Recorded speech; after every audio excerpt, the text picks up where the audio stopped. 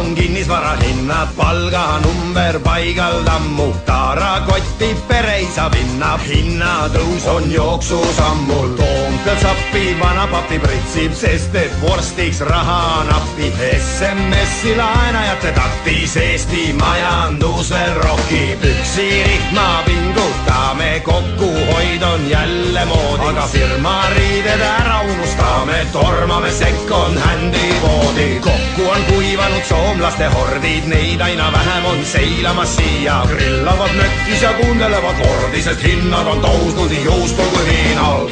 Hoolimata kõigest me ei pelga raskusi.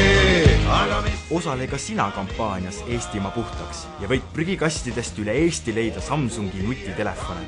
Vaata lähemalt eestimaapuhtaks.ee.